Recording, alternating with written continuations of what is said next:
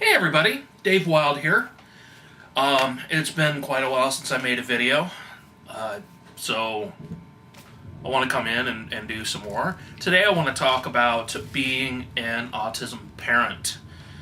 As many of you who are autism parents will right away agree, I'm sure, this is not your normal parenting job. And today, just kind of anecdotal, I want to kind of go over some memories that I have of being an autism parent. My son is 11 years old now, and both he and I have Asperger syndrome. And it's now classified as just autism. They kind of threw that out in the diagnosis manual, but I'm not here to get into all that. It's made life interesting, and we make quite the pair sometimes, as I'm sure you might imagine. But he was definitely not like raising any other kid. And just as the memories go, our kids, they don't see the world the same as your typical child does. They don't see barriers the same. They don't see dangers the same. They don't see any situation the same or any object the same. They see it in a different light. And boy, my kiddo was no exception. He did some amazing things as a kid. For one, childproof locks. They weren't childproof to him. Childproof meant nothing to this kid.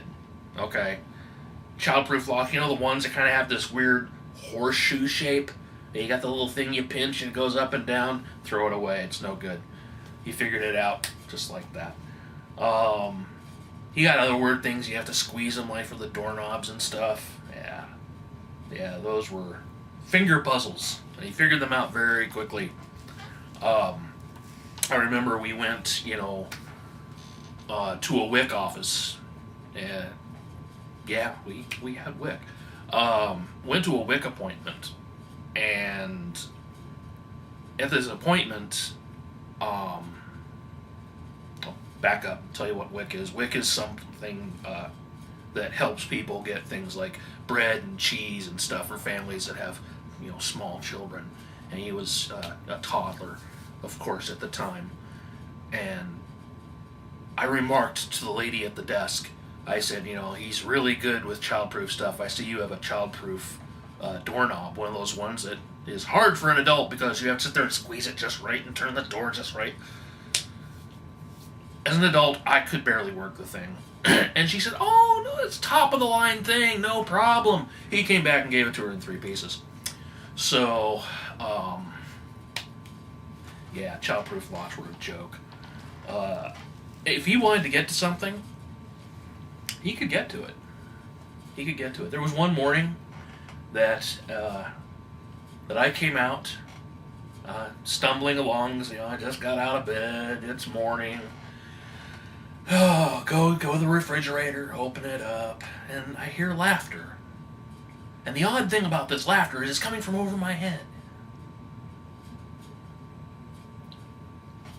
I look up, and there's my kid on top of the refrigerator with a box of Cheerios, because that's where the Cheerios were at the time. Big happy smile on his face, eating Cheerios. I had to process that for a second before deciding to get my child down out of an obviously dangerous situation. Then I looked and saw how he did it. And what he had done was he opened the kitchen cabinet doors and opened the drawers so that they kind of formed a zigzag staircase. And he just climbed up on the counter. And on the counter there were some Tupperware containers. He stood on top of those. And those enabled him to reach up far enough to pull himself up on top of the refrigerator. So there you go. Up on top of the refrigerator. And I tell you, we had to stop giving this kid battery-operated toys for a while. And this kid loved Thomas the Train. Loved Thomas the Train. But we could only give him the little wooden ones. If you gave him the electronic ones, he took them apart. I don't know how, because I needed help to take those things apart to change the batteries. The way they make those things, you have to squeeze the plastic in one hand and then pull it this way the other. Pieces, and then wires, and then batteries, and then everywhere. Just you disembowel them. So couldn't give him things with batteries because he would just take them apart like a person would a jigsaw puzzle to put it away. Then the other thing was the sensory issues with him.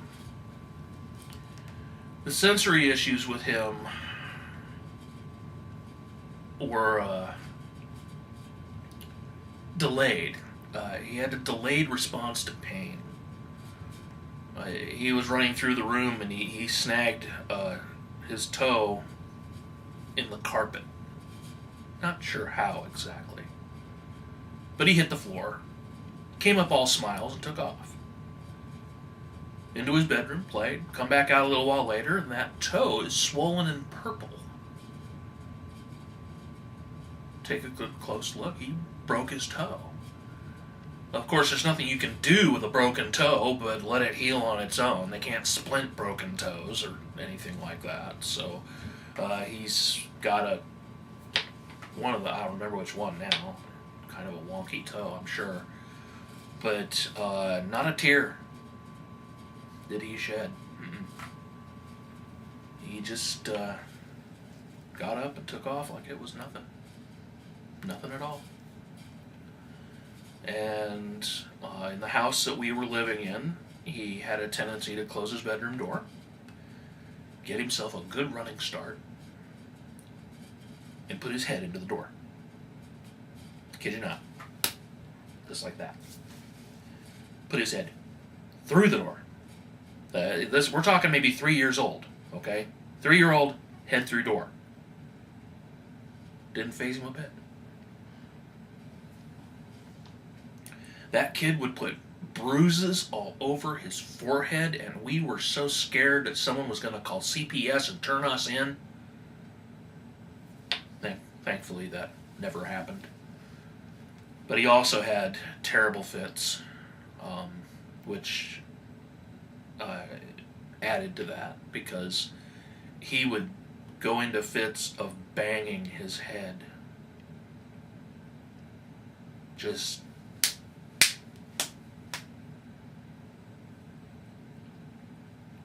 and he couldn't stop. And the most heartbreaking moment that I remember was when I picked him up and I was holding him so that he couldn't do it anymore. And he said to me, he said, "Daddy, why can't I stop?"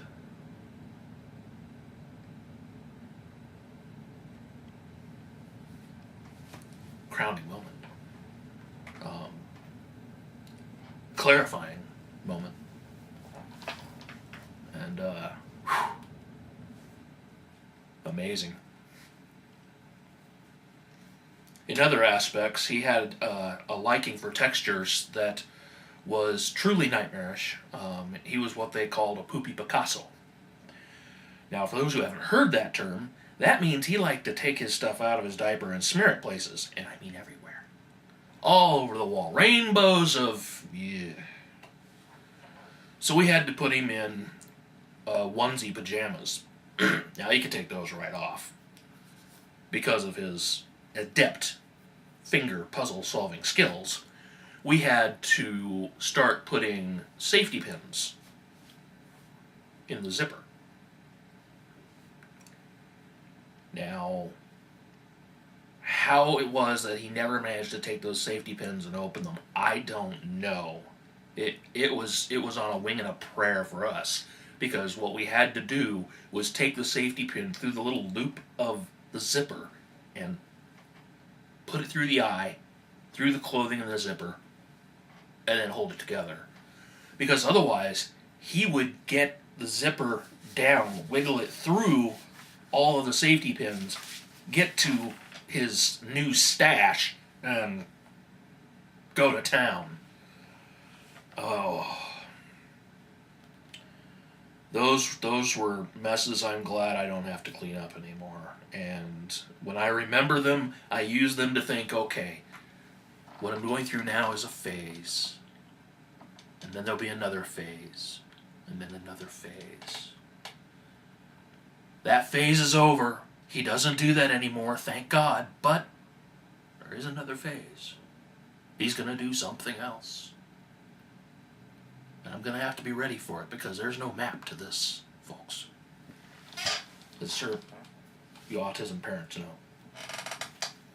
And any parent, hey, look, any parent, could go through stuff like this. But I'm here to tell you that it is a different scale when it comes to kids who see the world like this, who have that different way of doing things. Any kid could get into the refrigerator and leave its contents all over the kitchen floor. Mine did. But how many of your kids climbed up on top of the refrigerator? Mine did.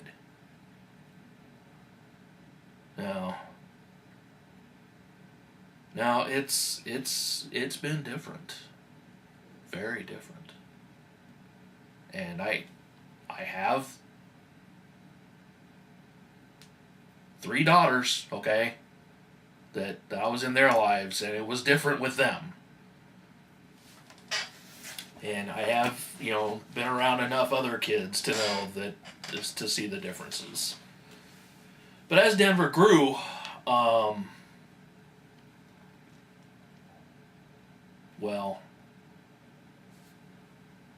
there were other phases, absolutely. And they were very interesting. When he did gain feelings for pain, for example, that was very different. And he got a sliver at the park once, and that hurt. And I tried to come up to him to see it, but it hurt to him so badly. Excuse me. He ran away. So I had to chase him down in the park. Here's this guy chasing a kid in the park. You know how that automatically looks. Okay. He's screaming. No, come here. He's screaming and running. Other parents are looking at me like, finally catch my kid, finally help him get this pretty good sized sliver out of his hand, and hold him, calm him down, come back, smile, just a sliver, folks, it's okay. But there you go. He ran for the hills. Most kids would say, "Mom, Dad." Not him. The pain took over. He was gone. I had to run after him. So it's different.